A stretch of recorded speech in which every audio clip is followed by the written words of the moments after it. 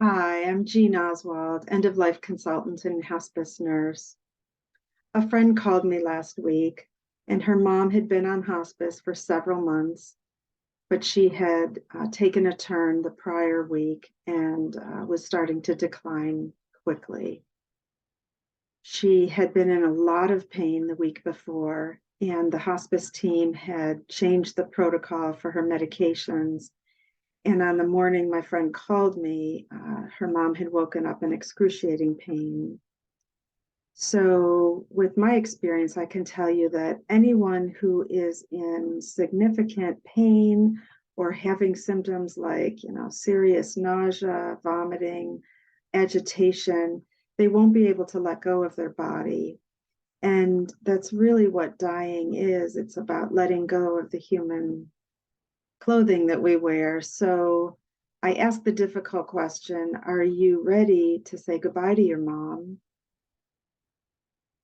Because I could tell that she was going to need more medication to get ahead of the pain because she was really behind in having her pain medicine manage her pain. So, she told me yes. The family was some of them were in town, some of them were going to be coming, and I suggested the family get there within, some hours because, she might only have a couple days.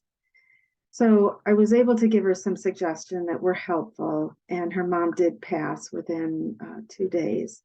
So one of the things was that her mom was on an oral medication that had a long acting effect. In other words, when you take something that ends in contin, like OxyContin or MS Contin, that means you have a continuous therapeutic level in your bloodstream. But she wouldn't be able to take that much longer with the oral route. So I told her that her hospice team would probably have to do the math and give her medication that would accommodate that dose of the continuous medication and give her more so that she could get ahead of the pain. And in her mom's case, she might even need a fentanyl patch, which would make up for, like the 60 or 90 milligrams she was getting in MS Contin. And she could switch to a fentanyl patch plus a liquid morphine that could just be absorbed in the side of the cheek. So I was able to explain to her how the fentanyl patch takes about 12 to 18 hours to really take effect. So you still had to give the oral medication in the cheek up until that 12 to 18-hour period when fentanyl would take effect. And then I explained that you can actually give the MS Contin liquid through a syringe in the cheek, even when your loved one is asleep. You just give it slowly. So you might give a little bit on this side of the cheek and a little bit on that side.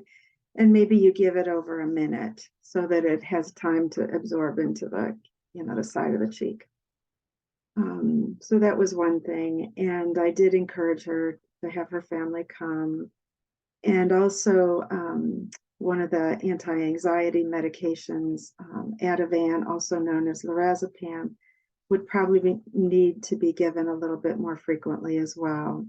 So that's the kind of thing I often help families with when their loved one is near the end of life. So please set up an appointment with me. Let's chat to see if I can help you. And God bless during this precious time.